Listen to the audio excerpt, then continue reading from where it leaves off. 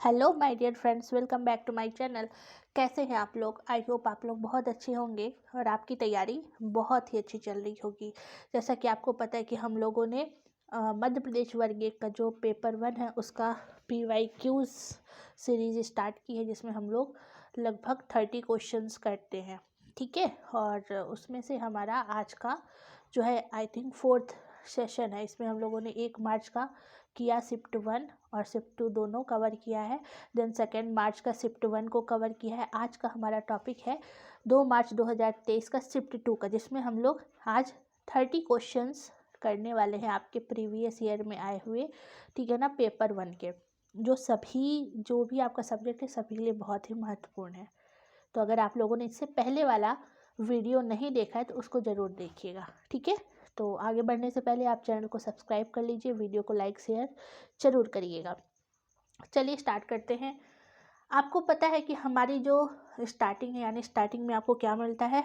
सबसे पहले English questions मिलते हैं, और आज इंग्लिश का सबसे पहला क्वेश्चन है सिनोनिम्स। क्योंकि आप लोगों ने देखा जब से स्टार्ट हुआ है तो बस एंटोनिम, सिनोनिम्स और वन वर्ड ही पूछे गए, और अभी भी वो प्रोसेस जारी है। ठीक है, तो select the synonyms of the given word. Chronic, chronic का सिनोनिम्स मतलब क्या होता है? पर्यायवाची शब्द। क्रोनिक, क्रोनिक का मतलब बताना है आपको। ठीक है, क्रोनिक मतलब दीर्घकालिक रोग हो सकता है या फिर पुरानी बीमारी, जिसको हम क्रोनिक डिजीजेस कहते हैं। जो पुरानी हमारी बीमारी है या दीर्घकालिक कोई रोग है उसको क्रोनिक कहा जाता है, या क्रोनिक मतलब एक लंबा समय। ठीक है, लंबा समय, दीर्घकालिक या पुराना, इस टाइप का जो वर्ड है क्रोनिक कहलाता है। इसलिए क्रोनिक जो है पुराना या फिर दीर्घकालिक हो सकता है। इसका मिलता जुलता मीनिंग आपको बताना है क्या? परसिस्टेंस। ठीक है, परसिस्टेंट यानी कि यहाँ पे आपको मिलता जुलता, इसका जो है आंसर होगा, यानी लगातार।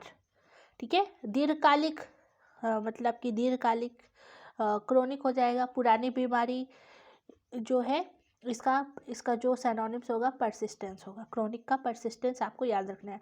आपके बुक में जितने भी वन वर्ड वाले हैं सारा आप कवर कर लीजिए।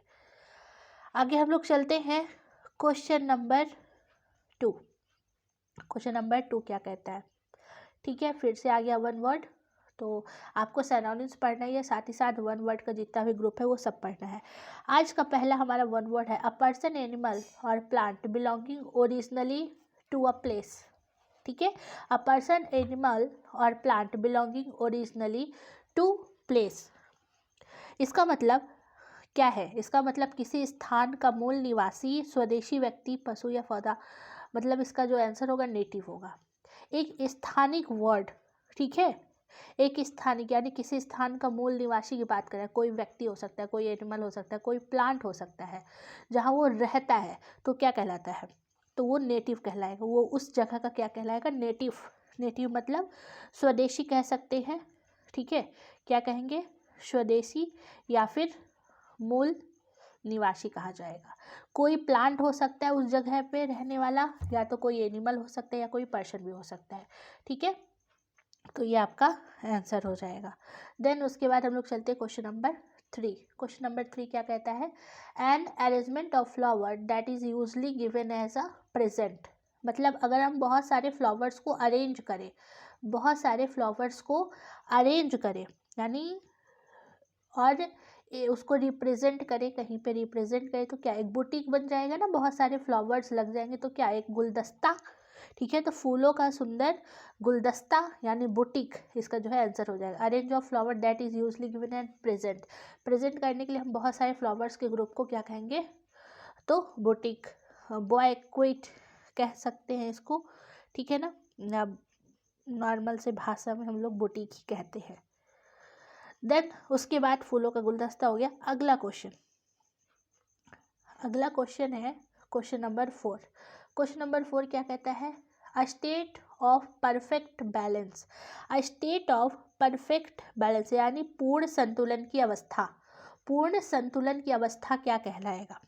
ठीक है, यानी आप चाहे कहीं भी खड़े हैं, आपका पूरा पूरा बैलेंस है, तो वो क्या वो कहलाएगा? इक्विलिब्रियम। ठीक है ना, यानी साम्यावस्था। इक्विलिब्रियम ये जो है आपका साम्यावस्था कहलाएगा। यह आई थिंक साइंस या बायोलॉजी से संबंधित भी हो सकता है, इसको साम्यावस्था कह सकते हैं फिजिक्स या केमिस्ट्री में। ठीक है, तो जो एक परफेक्ट बैलेंस हो, ठीक है, इक्विलिब्रियम। नेक्स्ट क्वेश्चन नंबर 5 क्या बोलता है?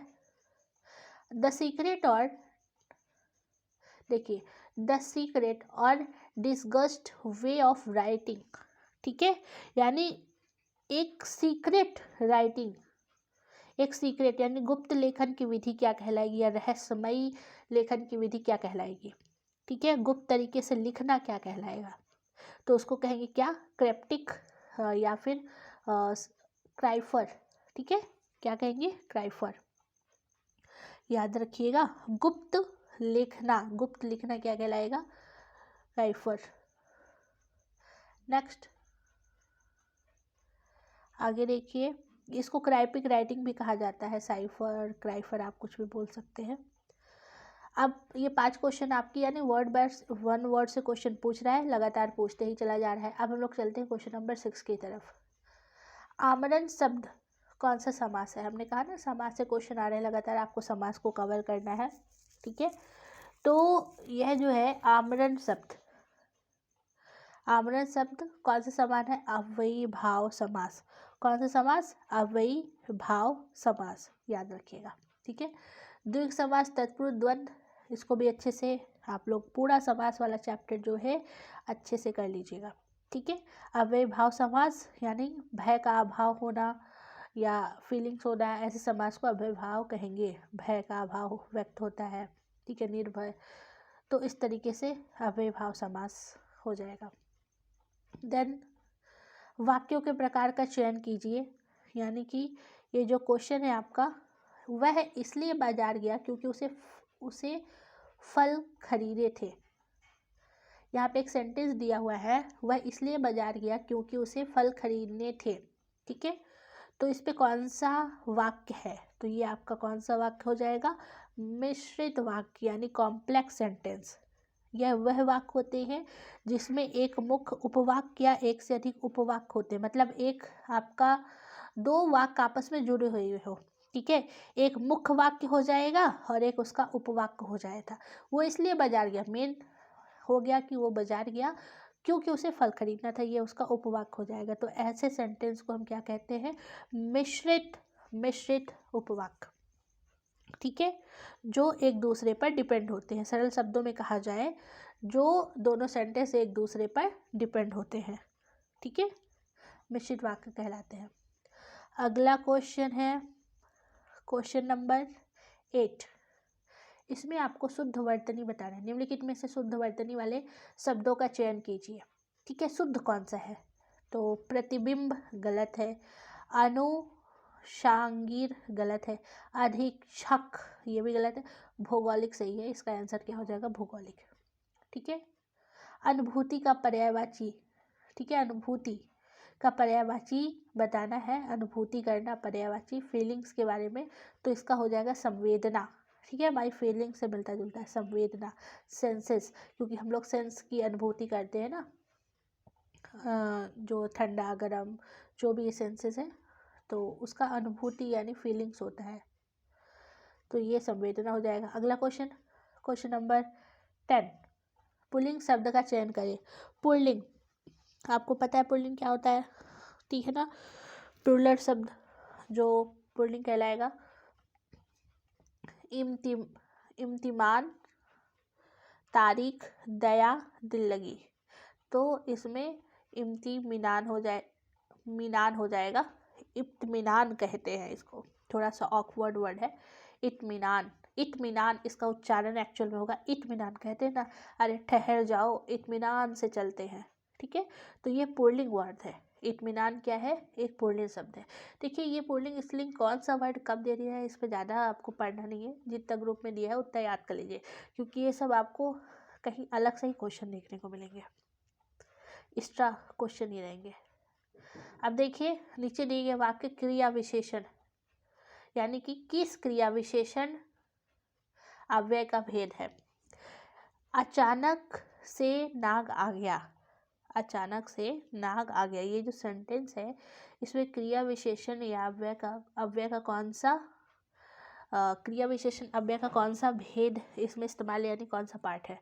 ठीक है, क्रिया विशेषण की बात करें तो देखिए, मूल क्रिया विशेषण अव्यय वे शब्द होते हैं जो सीधे सीधे क्रिया को विशेष बनाते हैं, जिससे किसी दूसरे शब्द से बने नहीं होते। मतलब ये कोई एक अचानक से अगर कोई विशेष बताया जा रहा है तो वो हमारे मूल क्रिया विशेषण कहलाएंगे। तो इसका आंसर क्या होगा, मूल क्रिया विशेषण।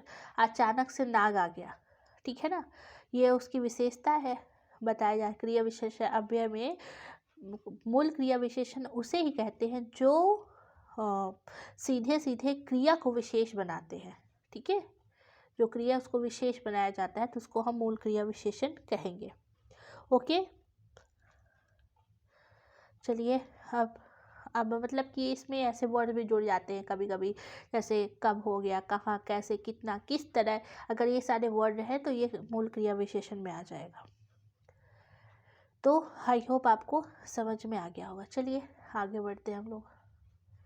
अगला है, निम्नलिखित में से वाक्य के प्रकार का चयन कीजिए। वाच्य से प्रश्न आ रहा है, आपको वाच्य को अच्छे से कवर करना है।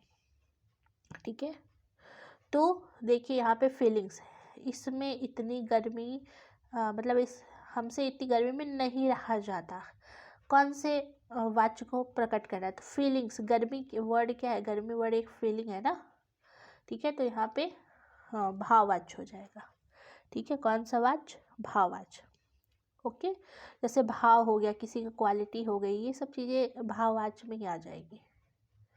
चलिए हम लोग आगे बढ़ते हैं। चांदी शब्द निम्नलिखित में से कि कौन सी संज्ञा है। चांदी तो ये पदार्थ है, यानी कि द्रववाचक है, कोई भी मटेरियल आ जाएगा। जब आप नाउन के टाइप्स में पढ़ेंगे तो एक मटेरियल नाउन होता है। ठीक है, मटेरियल नाउन होता है जिसमें आपका जितने भी सोना, चांदी, एल्युमिनियम, कॉपर, सिल्वर, टीन, जो भी पदार्थ होगा सब द्रववाचक में आ जाएगा। तो ये भी द्रववाचक है। कौन सा वर्ड, चांदी। अगला क्वेश्चन है क्वेश्चन नंबर 14। ठीक है, तो चलिए अब हम लोग जीएस वाले सेक्शन की तरफ चलते हैं, जिसमें हमारा क्वेश्चन नंबर 14 है स्वेट प्लैग।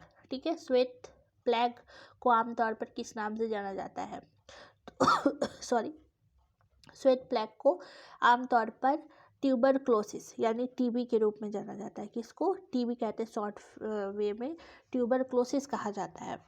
ठीक है, क्योंकि एक्चुअल में ना ये ट्यूबरक्लोसिस का ही पुराना नाम है, वाइट प्लेग कहा जाता है इसको, बहुत ही पुराना नाम है। पहले इसको वाइट प्लेग के नाम से ही जाना जाता था, अभी प्रेजेंट में इसको टीबी रोग कहते हैं। ठीक है, टीबी में आपको पता है बहुत मरीज बहुत दुबले पतले हो जाते हैं, उनके बॉडी पीली पड़ जाती है, सफ़ेद फीका रंग ऐसा चेहरे पर नज़र आता है। ठीक है, और यह बीमारी बहुत तेज़ी से फैलती है, वाइट प्लेग इसी को कहते हैं, टीबी को। तो ये साइंस से संबंधित क्वेश्चन था, क्वेश्चन नंबर 15। ठीक है, क्वेश्चन नंबर 15 की बात करें, भारत में एक राज्य उच्च न्यायालय की पहली महिला मुख्य न्यायाधीश कौन थी। देखिए स्टैटिक जीके से क्वेश्चन बना है, भारत की पहली यानी कि भारत में first female chief justice of state high court, मतलब उच्च न्यायालय की पहली महिला मुख्य न्यायाधीश लीला सेठ। क्या नाम है इनका, लीला सेठ, याद रखिएगा। ठीक है, चलिए ये अब हम लोग आगे चलते हैं। नेक्स्ट है क्वेश्चन नंबर, मध्य प्रदेश के पातालकोट घाटी में स्थित है। मध्य प्रदेश के पातालकोट घाटी के बारे में बताना है कि मध्य प्रदेश की पातालकोट घाटी कहाँ स्थित है। तो ये आपकी हो जाएगी क्या, चिमटीपुर। कहाँ पर है ये, चिमटीपुर में है। ठीक है, ये आई थिंक चिमटीपुर, अगर हम गलत नहीं है तो छिंदवाड़ा में पड़ता है, तो वहीं पर है। ठीक है ना, कहाँ, देखिए कितना अंदर से पूछ रहा है, उसके अंदर से एकदम से पातालकोट घाटी छिंदवाड़ा जिले पे है, लेकिन उसके अंदर का जगह पूछ रहा है, चिमटीपुर। ठीक है, चलिए पातालकोट याद रखना है आपको। ओके, पातालकोट एक्चुअल में पता है आपको इसका नाम क्यों पड़ा पातालकोट, इसे पाताल नाम इसलिए मिला क्योंकि घाटी इतनी गहरी है कि ऐसा प्रतीत होता है जैसे धरती के अंदर जा रही है, इसलिए इस प्रसिद्ध स्थान को पातालकोट नाम दिया गया। ठीक है। चलिए अगला क्वेश्चन की तरफ चलते हैं। क्वेश्चन नंबर 17, मैंगो यार्ड का पर्यटन स्थल। मध्य प्रदेश से संबंधित सारे क्वेश्चन हैं, इसलिए एमपी आप कवर करिए। निम्नलिखित में से किस शहर में प्रसिद्ध मैंगो यार्ड का पर्यटन स्थल है? मैंगो यार्ड आपको मिलेगा कहाँ? अलीराजपुर। मैंगो यार्ड मतलब आम का बगीचा, ठीक है, जो आम एकदम कतारों में लगाए जाते हैं। तो मैंगो यार्ड कहाँ पर है? अलीराजपुर, याद रखिएगा। ओके, चलिए अब हम लोग रीजनिंग का ये क्वेश्चन है आपका, जो आपको डिफरेंस, ये आप क्वेश्चन लिख लीजिए, आप खुद इसको निकाल लीजिएगा वरना टाइम बहुत ज़्यादा हो जाता है। ACF GIL इनका रिलेशन देखिए, ठीक है ना, जो इनका और इनका रिलेशन है। देन आप देखिए +6 का अंतर है, आई थिंक सब में +6 है, तो OQT में भी आप +6 करिए तो आपका आंसर आ जाएगा, ठीक है। तो सब में जैसे O में +6 कर दीजिए, Q में +6 कर दीजिए, T में +6 कर दीजिए, ऐड करके आगे के नंबर्स को लिख दीजिए तो आपका आंसर आ जाएगा क्या? UWZ, ठीक है। जैसे मान लीजिए यहाँ पे दिया हुआ है आपका, कहाँ गया, तो ये O पे अगर हम +6 करेंगे तो U हो जाएगा, ठीक है, और Q पर +6 करेंगे तो क्या हो जाएगा? आपका W हो जाएगा, और T पर +6 करेंगे तो Z हो जाएगा। तो आप +6 सब में कर सकते हो, बहुत इजी से आंसर है रीजनिंग का। इस तरीके से आपको करना है। देखिए उस संख्या का विकल्प है जो तीसरी संख्या उसी प्रकार संबंधित है जैसे दूसरी संख्या पहली से है, तो आप रिलेशन निकालिए। अब देखिए माइनस में है रेशियो, तो आप भी उसी तरीके से कर लीजिए तो इसका आंसर 2 हो जाएगा, ठीक है। आपको निकालना है, क्वेश्चन लिख लीजिए, आप इसको करिए। 30 पंक्ति में ये वाले क्वेश्चन भी रिपीटेड हो रहे हैं, हमने पहले बताया आपको कैसे सॉल्व करना है, इससे पहले वाले वीडियो में आप इसको सॉल्व कर सकते हैं कि 30 पंक्ति में x बाएं छोर से 27वां है तो दाएं छोर से x की रैंक याद करनी है, ये आपको खुद से सॉल्व करना है, ठीक है। क्वेश्चन नंबर लिख लीजिए, क्वेश्चन लिख लीजिए और आप खुद सॉल्व करिए। आप जब तक नहीं करेंगे तो आपसे नहीं बनेगा। अब देखिए क्वेश्चन नंबर 21, हम लोग पैडागॉजी, सबसे इम्पॉर्टेंट तो इसका पैडागॉजी ही है, ठीक है ना, सबसे इम्पॉर्टेंट। पैडागॉजी की तरफ चलते हैं कि हाल ही में एक रंगोली का कार्यक्रम आयोजित किया गया था, उसमें लड़कों को भाग लेने के लिए प्रोत्साहित किया गया, यानी जेंडर से संबंधित क्वेश्चन है। एक रंगोली, अब क्योंकि इसमें बायस की बात की जाएगी कि रंगोली है तो इसका मतलब सिर्फ लड़कियां ही भाग लेंगी, ऐसा जरूरी थोड़ी है। इसमें कहा गया कि लड़कों को भाग लेने के लिए प्रोत्साहित किया गया, बिल्कुल सही बात है। यह कदम किससे संबंधित है? तो लैंगिक रूढ़िवादिता को खत्म करने के लिए, बिल्कुल लैंगिक रूढ़िवादिता, ये नहीं कि रंगोली है तो सिर्फ लड़कियां पार्टिसिपेट करेंगी, नहीं नहीं, कोई भी कर सकता है, लड़का हो या फिर लड़की हो, तो ये लैंगिक रूढ़िवादिता, जेंडर स्टेरियोटाइप को खत्म कर रहा है, बिल्कुल, बहुत अच्छा।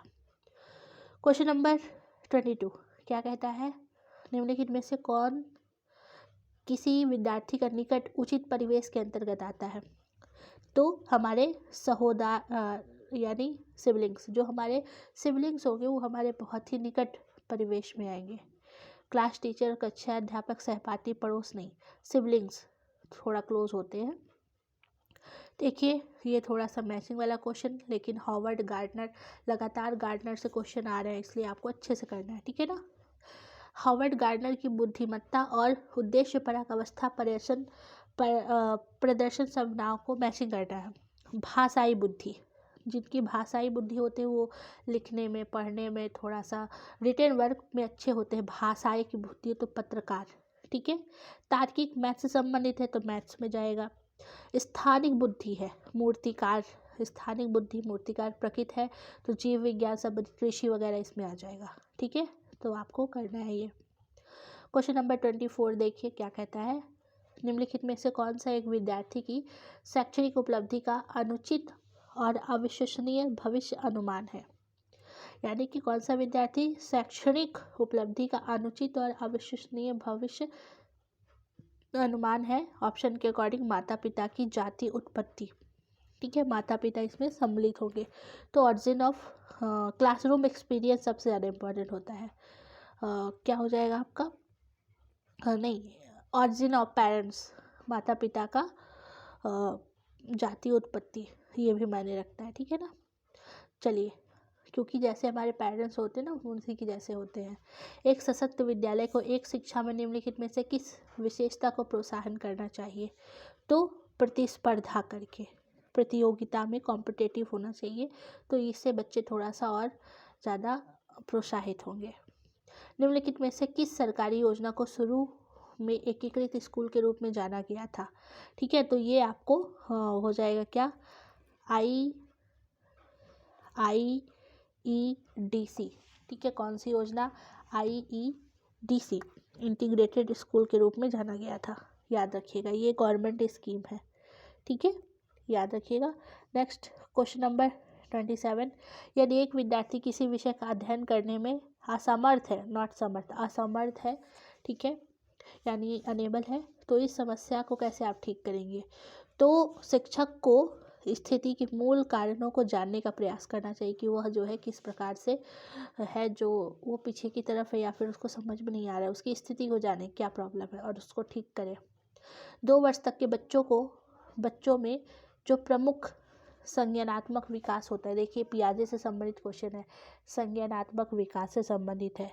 ये प्रतीकों को समझना शुरू करें, मतलब अगर 2 साल का बच्चा है तो ये सिंबॉलिक एज कहलाता है, 2 साल को पियाजे कहते हैं सिंबॉलिक एज, है ना।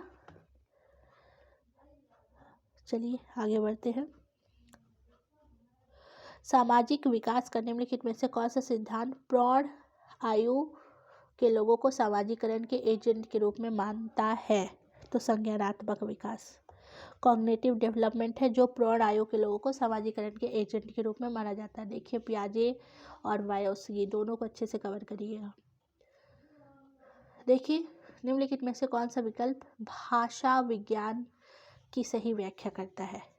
यह एक भाषा की ध्वनि को संदर्भित करता है, यह शब्दों और उनके अर्थों का अध्ययन करता है, यह इस बात का अध्ययन है कि लोग प्रभावी ढंग से संवाद करने के लिए प्रयोग कर रहे हैं, या यह भाषा के वैज्ञानिक अध्ययन को संदर्भित करता है। This is the best answer. ठीक है, तो अभी आगे का जो है मेन जो इंग्लिश वाले हैं उनका स्टार्ट होता है। आज का हमारा ये 30 क्वेश्चंस जो है ख़त्म होता है। तो आई होप आपको समझ में आया होगा।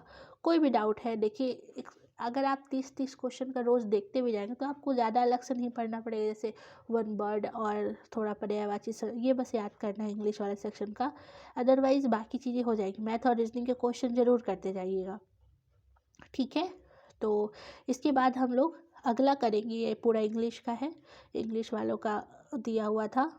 देन उसके बाद हम लोग का अगला स्टार्ट होगा कौन सा, तो अगले शिफ्ट का जो हम लोग नेक्स्ट वीडियो में देखेंगे। अगर आपको वीडियो पसंद आए तो लाइक शेयर सब्सक्राइब जरूर करिएगा। फिर हम लोग अगला जो देखेंगे 3 मार्च के शिफ्ट फर्स्ट को नेक्स्ट जो है वीडियो के साथ मिलेंगे। ठीक है, तो अगर आपको वीडियो पसंद आया है तो लाइक शेयर सब्सक्राइब जरूर करिएगा और हमारे टेलीग्राम चैनल से जुड़ जाइए अगर आपको ये PDF भी चाहिए तो। ठीक है, तो मिलते हैं नेक्स्ट वीडियो में। Thank you so much. जय हिंद।